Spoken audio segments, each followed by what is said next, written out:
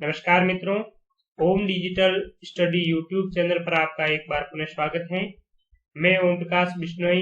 Rajasthan GK previous year questions अगले session में आज हम लाइव स्टॉक असिस्टेंट एग्जाम 2016 के पेपर में राजस्थान इतिहास, कला, संस्कृति और साहित्य से संबंधित महत्वपूर्ण प्रश्नों पर डिस्कस करेंगे। यह एग्जाम भी राजस्थान कर्मचारी चयन बोर्ड ने आयोजित करवाया था। तो चलिए इस पेपर के प्रश्नों पर डिस्कस करते हैं। पहला प्रश्न है, राजस्थान में पुरातात्विक सर्वेक्षण कार्य सर्वप्रथम 1871 ईस्वी में प्रारंभ करने का श्रेय किसे जाता है? तो इसमें विकल्प एक है आपका करेक्ट आंसर। SCL कार्लाइल को राजस्थान में पुरातात्विक सर्वेक्षण कार्य को सर्वप्रथम प्रारंभ करने का श्रेय जाता है।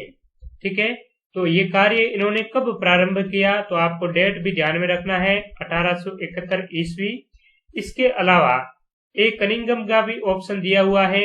इसमें काफी स्टूडेंट्स कंफ्यूज हो जाते हैं कि SCL कार्लाइल है या कनिंघम। तो अलेक्जेंडर कनिंघम ने ये जो भारतीय पुरातात्विक सर्वेक्षण विभाग है ना, इसकी स्थापना करने का श्रेय अलेक्जेंडर कनिंघम को जाता है। इन्हीं के नेतृत्व में 1861 में भारतीय पुरातत्व सर्वेक्षण विभाग की स्थापना की गई थी। यह विभाग पुरातात्विक स्रोतों के उत्खनन कार्य, उसके सर्वेक्षण, उसके संग्रहण और उस पर स्टडी और उस अध्ययन को प्रकाशित करवाने का कार्य है भारतीय पुरातत्व सर्वेक्षण विभाग करता है।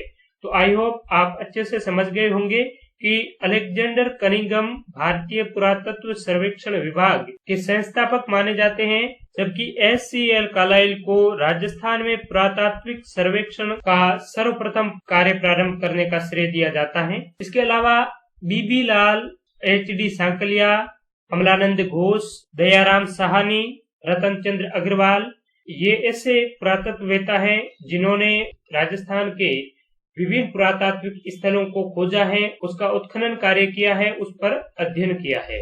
ठीक है, नेक्स्ट क्वेश्चन देखते हैं। जोधपुर महाराजा अभय सिंह और सर बुलंद खां के बीच हुए अहमदाबाद युद्ध का आंखों देखा वर्णन किस ग्रंथ में मिलता है? तो इस प्रश्न का सही आंसर है ऑप्शन नंबर 4, राजरूपक। राजरूपक ग्रंथ में जोधपुर महाराजा अभय सिंह और सर बुलंद खां के मध्य अहमदाबाद युद्ध का आंखों देखा वर्णन मिलता है। इस ग्रंथ के रचनाकार का नाम है वीर भाण। ठीक है, वीर भाण ने राजरूपक ग्रंथ की रचना की है। विकल्पों में अन्य बुकों के भी नाम दिए हुए हैं जो काफी महत्वपूर्ण है। हम्मीर महाकाव्य की रचना नयन चंद्र सूरी ने की थी। वंश भास्कर की रचना सूर्यमल मिश्रण ने की थी, जो पिंगल भाषा का ग्रंथ है। तारीख-ए-अलाई ये अमीर खुसरो की रचना है। इसे खजाइन उल फुतू के नाम से भी जाना जाता है। खजाइन उल फुतू और तारीख-ए-अलाई एक ही पुस्तक का नाम है। इस पुस्तक में 1303 में अलाउद्दीन खिलजी ने जो चित्तौड़ आक्रमण किया था रावल रत्न सिंह पर, तो उस चित्तौड़ आक्रमण के युद्ध का पूरा वर्णन खजाइन उल फुतू में अमीर खुसरो ने किया है। तो अगर इस प्रकार से प्रश्न पूछा जाए कि किस पुस्तक में अलाउद्दीन खिलजी और रावल रत्न सिंह के मध्य चित्तौड़ युद्ध का आंखों देखा वर्णन मिलता है, तो उसका सही आंसर तारीख-ए-अलाई या खजाइन उल फुतू हो जाएगा। तो इसे भी आप ध्यान में रखें। नेक्स्ट क्वेश्चन है, चावड़ों का सबसे प्राचीन राज्य कौन सा था? भीनमाल चावड़ों का सबसे प्राचीन राज्य था। भीनमाल जालोर जिले में स्थित एक प्राचीनतम नगर है। इसका पुराना नाम श्रीमाल मिलता है। यहाँ पर हर्षवर्धन के काल में चीनी यात्री वेनसांग ने भी भ्रमण किया था और इसका नाम पीली मोलो बताया। साथ ही महान संस्कृत विद्वान महाकवि माघ और महान गणितज्ञ ब्रह्मगुप्त का भी जन्म स्थान भीनमाल ही है। तो ऐतिहासिक दृष्टि से यह शहर काफी महत्वपूर्ण है। यहाँ पर जैनों का बहुत बड़ा तीर्थ स्थान भी स्थित है जिसका नाम है बेहतर जिनालय।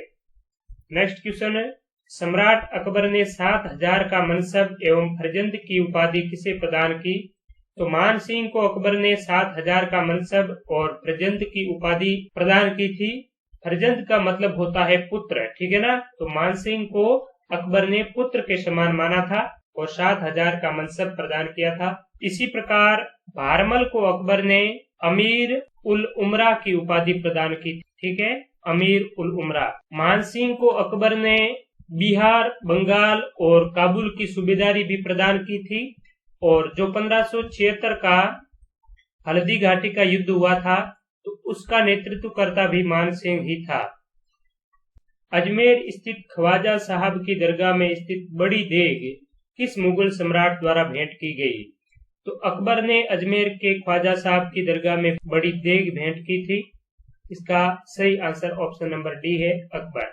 साथ ही अकबर ने यहाँ पर 2 किवाड़ों की जोड़ी भी भेंट की थी, जो इस मजार के आगे लगी हुई है। ख्वाजा साहब के मेले के बारे में या उसके बारे में भी प्रश्न पूछा जाता है। इनका उर्स है वो इस्लामिक कैलेंडर के अनुसार 1 से 6 रजब तक लगता है।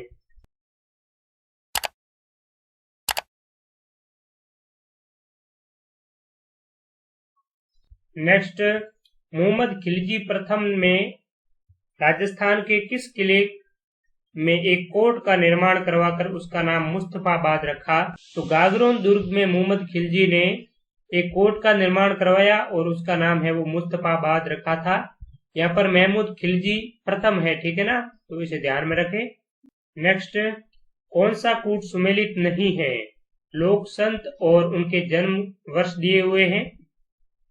मीराबाई का जन्म 1498 में हुआ था, सही है। दादू दयाल का जन्म 1544 में, मैं आपको कई बार बता चुका हूँ, अहमदाबाद में हुआ था। मीराबाई का जन्म है कुड़की में हुआ था, पाली में। संत जसनाथ जी का जन्म 1482, यह भी सही है। संत चरणदास जी 1503, तो इसमें ऑप्शन डी है, ये सही सुमेलित नहीं है। संत चरणदास जी का जन्म 1703 में हुआ था, 1703 ईस्वी। और जन्म स्थान की बात करें तो डेरा अलवर में इनका जन्म हुआ था और इनकी प्रधान पीठ है ये दिल्ली में है। और संत जसनाथ जी का जन्म है ये कतरियासर बीकानेर में हुआ था। दादू दयाल जी का जन्म अहमदाबाद गुजरात में, और मीराबाई का जन्म है वो कुड़की में हुआ था, कुड़की ग्राम पाली में। संत मीराबाई को राजस्थान की राधा भी कहा जाता है और इनके बचपन का नाम था पेमल, ये भी ध्यान में रखें। नेक्स्ट क्वेश्चन है, जिरोही भाकला गंदहा किस उद्योग के नाम है? तो ये जटपट्टी उद्योग के नाम है। जट यानी बाल, जटा अर्थात पशुओं की जटाओं से, पशुओं के बाल से विभिन्न प्रकार के ओढ़ने बिछाने के बिस्तर बनाए जाते हैं, जिसे भाकला, गंधा, जिरोही आदि नामों से जाना जाता है, जो जटपट्टी उद्योग में बनते हैं। नेक्स्ट है, महाराणा कुंभा द्वारा रचित संगीत राज कितने भागों में विभक्त है? तो ये क्वेश्चन हम पहले भी कई बार डिस्कस कर चुके हैं, बार बार रिपीट हो रहा है। तो संगीत राज 5 भागों में विभक्त है। पहले मैंने 2-3 बार आपको संगीत राज के बारे में विस्तार से बताया था। महाराणा कुंभा द्वारा रचित ग्रंथ है, 5 भागों में है, और मैंने आपको इसके 5 भागों के नाम भी बताए थे। अगर आप इस वीडियो का अच्छे से यूटिलाइज कर पा रहे हैं तो आप कमेंट बॉक्स में संगीत राज के पांचों भाग के नाम जरूर बताएं। ये आपके लिए आज का होमवर्क रहेगा कि आपको कमेंट बॉक्स में महाराणा कुंभा द्वारा रचित संगीत राज के 5 भागों के नाम है आपको बताने हैं। मैं ऑलरेडी पहले वीडियो में आपको ये बता चुका हूँ। नेक्स्ट है, चंपाकली आभूषण कहाँ पहना जाता है? तो चंपाकली आभूषण गले में पहना जाता है। चंपाकली के अलावा पोत, हंकर, सरी, तिमणिया, ठूंसी इत्यादि आभूषण भी गले के आभूषण हैं। नेक्स्ट, मारवाड़ शैली में निर्मित रागमाला चित्रावली 1623 ईस्वी का चित्रांकन किसने किया?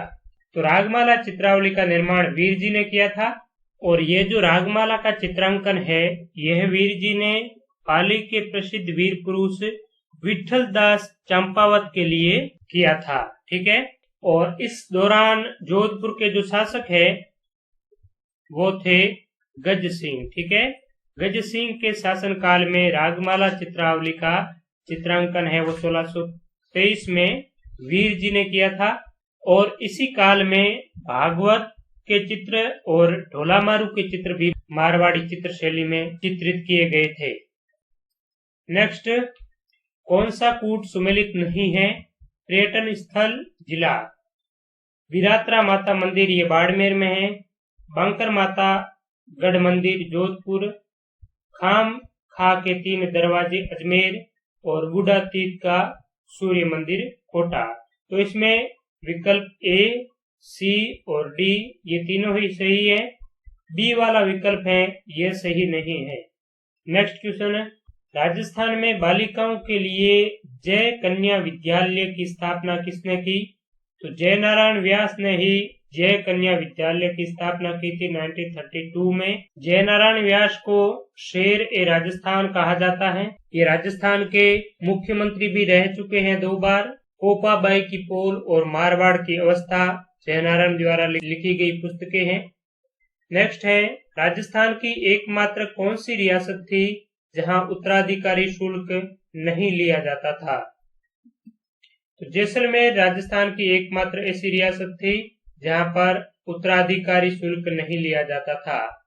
उत्तराधिकारी शुल्क क्या होता है कि जब मुगल काल में और उसके बाद में भी सामंत या जागीरदार की अगर मृत्यु हो जाती थी, उसके स्थान पर उसके पुत्र या फिर उनके जो भी उत्तराधिकारी है वो शासक बनने के लिए जो पेशकशी करता था, तो उसके लिए उन्हें सबसे पहले अपने से ऊपर जो भी शासक होता था उसे उत्तराधिकारी शुल्क के रूप में कुछ राशि अदा करनी होती थी।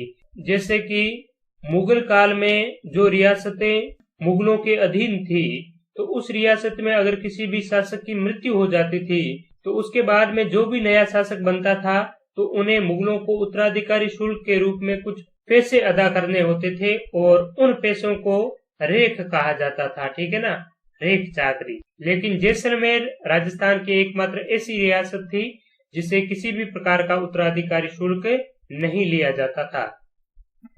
नेक्स्ट क्वेश्चन है, अमरदास वैरागी साधु के वेश में अपना अंतिम समय किस क्रांतिकारी ने व्यतीत किया?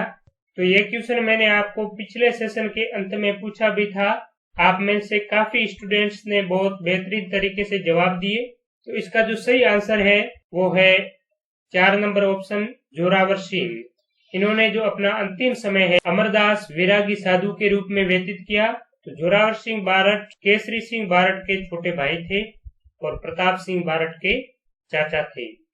इन्होंने अपना जीवन अमरदास वैरागी साधु के रूप में क्यों व्यतीत किया? क्योंकि दिसंबर 1912 में इन्होंने लॉर्ड हॉर्डिंग पर दिल्ली में बम फेंक दिया था। दुर्भाग्यवश लॉर्ड हॉर्डिंग बम से बच गया, लेकिन उसका जो सहयोगी था, उसका जो अंगरक्षक था, वो मारा गया। उसके बाद में सर्च ऑपरेशन चला तो जोरावर सिंह है वो दिल्ली से भागकर मध्य प्रदेश के जंगलों में अमरदास वैरागी साधु के वेश में अपना जीवन व्यतीत करने लगे और जीवन भर ये पुलिस के हाथों नहीं चढ़े।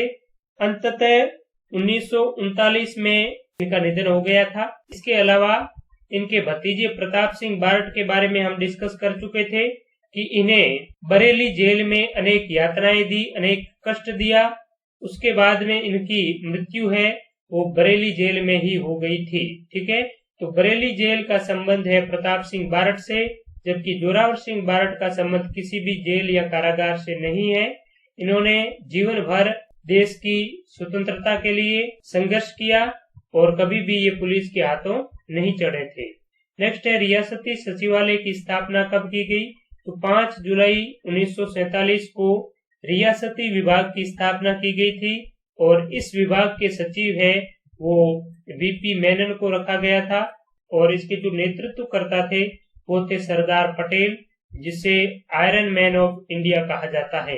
इस विभाग का मुख्य उद्देश्य यह था, स्वतंत्रता के दौरान भारत कुल 562 रियासतों में बंटा हुआ था, यानी कि अलग अलग रियासतों के अलग अलग शासक हुआ करते थे। तो इन पूरी की पूरी रियासतों को भारत संघ में मिलाकर एक मजबूत भारत संघ की स्थापना करना था। नेक्स्ट है, अर्ली चौहान डायनेस्टीज लिखी। तो अर्ली चौहान डायनेस्टी दशरथ शर्मा ने लिखी थी। दशरथ शर्मा राजस्थान और भारत के एक एमिनेंट जाने माने इतिहासकार हैं। इनका जन्म राजस्थान के चूरू जिले में हुआ था। ठीक है ना। नेक्स्ट, महाराजा तख्त सिंह के राज्याभिषेक के उत्सव में कौन सा पॉलिटिकल एजेंट सम्मिलित हुआ? तो तख्त सिंह के राज्याभिषेक में पॉलिटिकल एजेंट लुडलो सम्मिलित हुआ था। तख्त सिंह 1857 की क्रांति के दौरान भी मारवाड़ के शासक थे। इन्होंने अजमेर के लॉर्ड मेयो कॉलेज की स्थापना के समय 1 लाख रुपए का अनुदान भी दिया था। महाराजा तख्त सिंह ने एक बहुत ही महत्वपूर्ण कार्य किया था और वो कार्य था कन्यावध पर। ठीक है ना। कन्यावध पर उन्होंने क्या किया कि कन्यावध के खिलाफ कठोर आज्ञाएं प्रसारित कर दी और उन सभी आज्ञाओं और आदेशों को मारवाड़ के सभी किलों के द्वारों पर पत्थरों के माध्यम से उन्होंने खुदवा दिया था। तो ये महाराजा तख्त सिंह के बारे में महत्वपूर्ण फैक्ट्स हैं, ध्यान में रखें। नेक्स्ट है, अंग्रेजों ने मांगरोल के युद्ध जो 1821 ईस्वी में हुआ था में कोटा महाराजा के विरुद्ध किसकी सहायता की? तो अंग्रेजों ने जालिम सिंह की सहायता की थी 1821 के मांगरोल युद्ध में कोटा महाराजा के विरुद्ध। झाला जालिम सिंह के बारे में हम पहले भी डिस्कस कर चुके हैं कि यह कोटा राज्य का एक फौजदार था, सेवादार था, न कि एक शासक। तो इन्होंने क्या किया कि अक्टूबर 1821 को कोटा के महाराव जिसका नाम था किशोर सिंह, उनके विरुद्ध में विद्रोह कर दिया और अंग्रेजों से सहायता प्राप्त कर ली, जिसमें झाला जालिम सिंह और अंग्रेज विजयी रहे और किशोर सिंह के पुत्र पृथ्वी सिंह की इस युद्ध में मृत्यु हो गई थी। तो मांगरोल का युद्ध काफी महत्वपूर्ण युद्ध माना जाता है। इसकी आप डेट भी ध्यान में रखें, 1 अक्टूबर 1821 और कोटा महाराव किशोर सिंह और झाला जालिम सिंह के मध्य हुआ था, जिस झाला को सहयोग है वो अंग्रेजों ने दिया था। नेक्स्ट क्वेश्चन है, कौन सा कूट सुमेलित नहीं है? रियासतें और शासकों के नाम दिए गए हैं, झालावाड़ सुमेर सिंह, सिरोही अभय सिंह, करौली गणेश पाल, अलवर तेज सिंह। तो इस सवाल का सही जवाब बोर्ड ने ऑप्शन ए माना है, झालावाड़ सुमेर सिंह। वैसे अभय सिंह जोधपुर के शासक थे, हो सकता है सिरोही के भी शासक रहे हो अभय सिंह। ठीक है, तो यहाँ पर संस्थापक के बारे में ये सुमेलित नहीं करवा रहे हैं। एक निश्चित कालखंड में इन विभिन्न रियासतों में कौन कौन शासक रहे थे उस संबंध में ये प्रश्न पूछा गया है। तो धन्यवाद दोस्तों, इस सेशन में Rajasthan history, art and culture के क्वेश्चन का हमने डिस्कस किया। आई होप आपको ये सेशन पसंद आया होगा। अगर अच्छा लगे तो इसे लाइक करें और अपने दोस्तों के साथ में भी इस सीरीज को ज्यादा से ज्यादा शेयर करें। अब आइए जाते जाते अंत में आपको एक प्रश्न पूछ लेते हैं जिसका जवाब आपको कमेंट बॉक्स में देना है। प्रश्न है, आजाद मोर्चा की स्थापना किसने की? विकल्प है विजय सिंह पथिक, दीनदयाल, मुंशी दीनानाथ और बाबा हरिश्चंद्र। तो इस प्रश्न का सही जवाब क्या होगा आप कमेंट बॉक्स में जरूर लिखें और इस प्रश्न से संबंधित जो भी महत्वपूर्ण एक्स्ट्रा फैक्ट्स हैं उन्हें भी आप कमेंट बॉक्स में जरूर लिखें। कल मैंने आपसे जो अंत में प्रश्न किया था तो उसमें मोस्टली स्टूडेंट्स ने काफी विस्तार से उसका जवाब दिया। आप सभी मित्रों का धन्यवाद।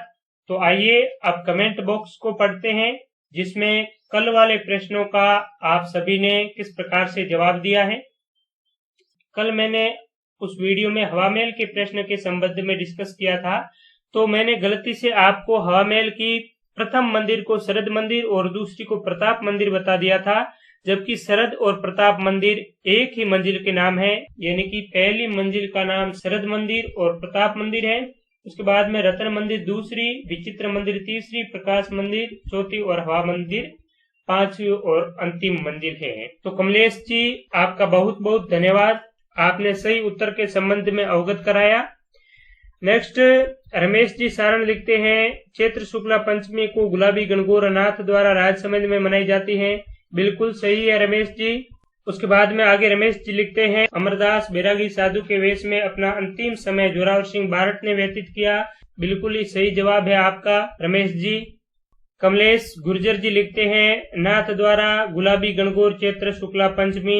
तो आपका भी कमलेश जी बहुत ही सही जवाब है। कमलेश जी हमारे चैनल पर टॉप कमेंटर हैं और सबसे ज्यादा हार्ट्स रिसीवर भी हैं। तो आपका बहुत बहुत धन्यवाद कमलेश जी, इसी तरह जुड़े रहिए। सत्यवीर जी मीना लिखते हैं गुलाबी गणगौर नाथ द्वारा में मनाई जाती है। बिल्कुल ही सही है आपका जवाब, 1 वीक पहले हमसे जुड़े हैं, बहुत बहुत धन्यवाद। बम भोले लिखते हैं वीर सतसई की भाषा डिंगल है सर, आंसर की के अकॉर्डिंग। तो इस संबंध में मैंने आपको जवाब दे दिया है कमेंट में। जो फाइनल आंसर की है राजस्थान कर्मचारी चयन बोर्ड की, तो उसमें वीर सतसई की भाषा को डिंगल बताया गया है, जबकि मैंने आपको वीडियो में पिंगल बताया था। यद्यपि मैंने आंसर की को भी देखा था, लेकिन जो मैंने बुकें पढ़ी हैं और उसके बाद में जब ये प्रश्न मेरे सामने आया, फिर मैंने बुक चेक की तो राजस्थान हिंदी ग्रंथ अकादमी की बुक है, जो हुकमचंद जैन और डॉक्टर नारायण लाल माली द्वारा लिखी हुई है। इसमें जो पूर्वी राजस्थानी की भाषा है, जिसमें हाड़ौती, ढूंढाड़ी, मेवाती इत्यादि जो भाषाएं आती है, उन भाषाओं को पिंगल भाषा बताया है।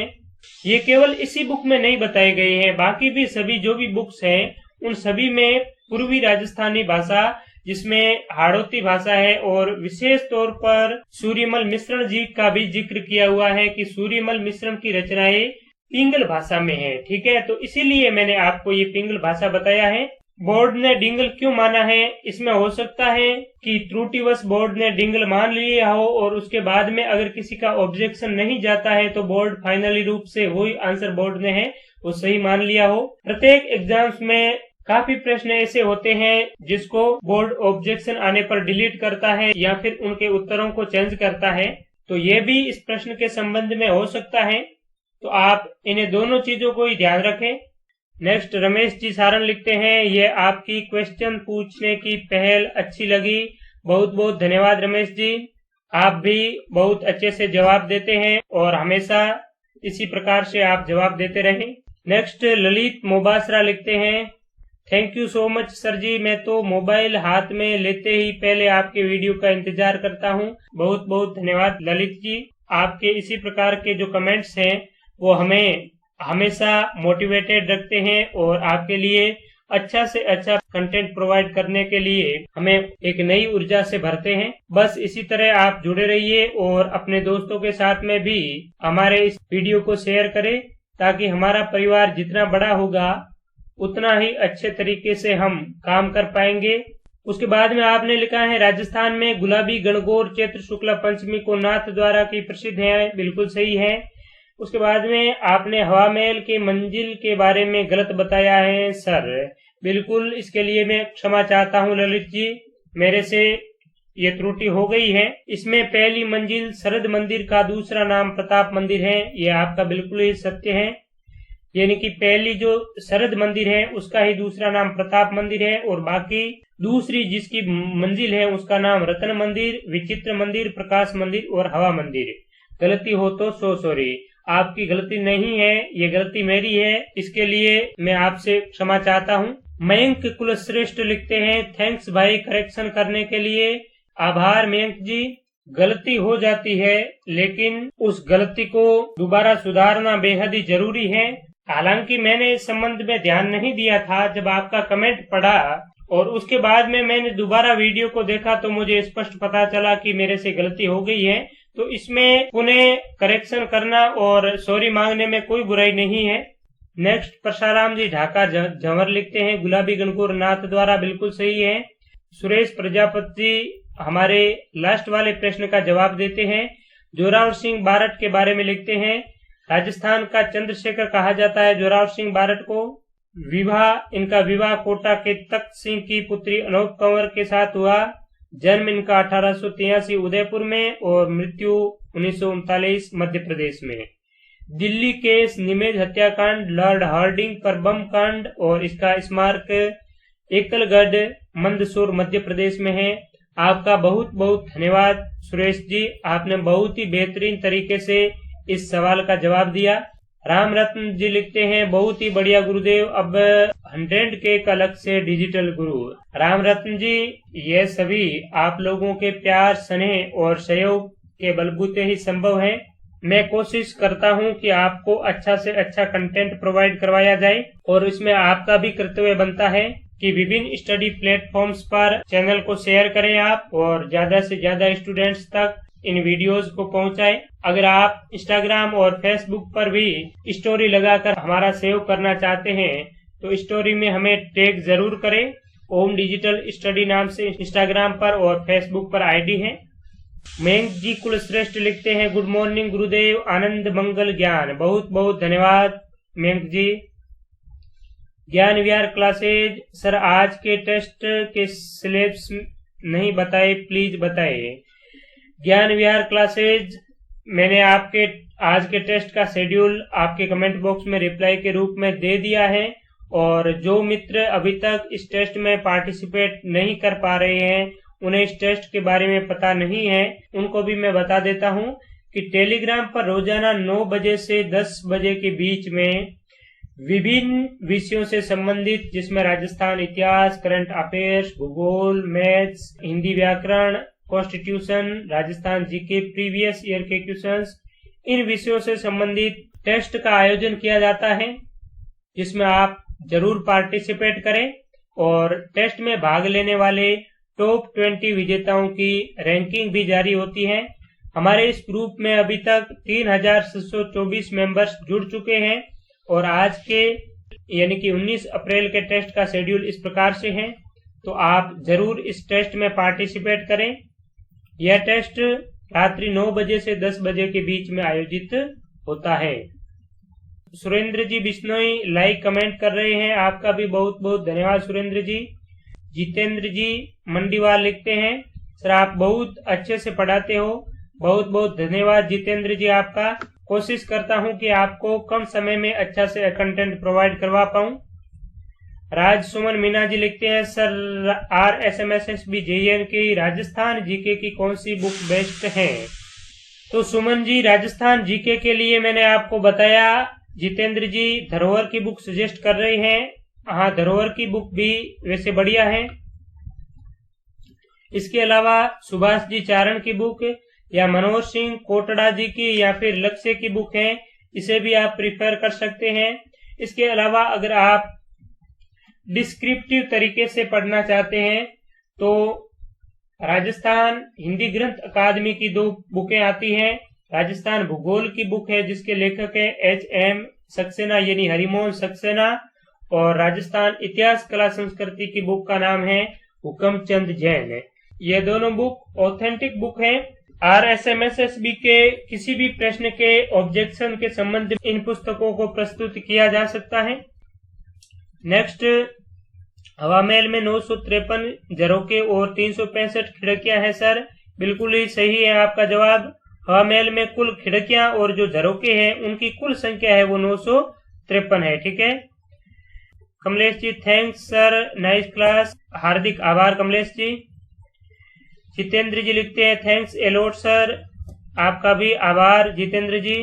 रवि मेवाड़ा लिखते हैं, सर इन सभी वीडियो की PDF भी सेंड कर दो प्लीज। तो रवि जी, इन वीडियोज की PDF आपको यह सेशन समाप्त होते ही मिल जाएगी, यानी कि 2-4 वीडियो और बचे हैं, उसके बाद में कंबाइंड रूप से PDF आपको मिल जाएगी। बलराम जी मीनल धन्यवाद देते हैं।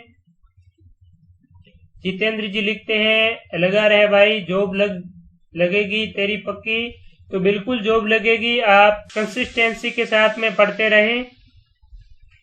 मनराज मीना लिखते हैं, जोरावर सिंह, बिल्कुल सही जवाब है आपका। तो दोस्तों, आप सभी मित्रों का प्यार, स्नेह और सपोर्ट बहुत ही अच्छे से मिल रहा है और मैं भी आपके इन कमेंट को देखकर बहुत उत्साहित हूं और आपके लिए अच्छा से अच्छा कंटेंट प्रोवाइड करने की कोशिश कर रहा हूं। तो आप भी इन वीडियोज को ज्यादा से ज्यादा मित्रों के साथ में शेयर करें। आप सभी मित्रों का एक बार पुनः बहुत बहुत धन्यवाद। नमस्कार, फिर मिलेंगे नेक्स्ट वीडियो में। आपके कमेंट का मुझे हमेशा इंतजार रहता है। जो मैंने प्रश्न पूछा है उनका कमेंट में रिप्लाई दें और इस वीडियो के संबंध में भी अपनी प्रतिक्रिया कमेंट में जरूर लिखें। बहुत बहुत धन्यवाद।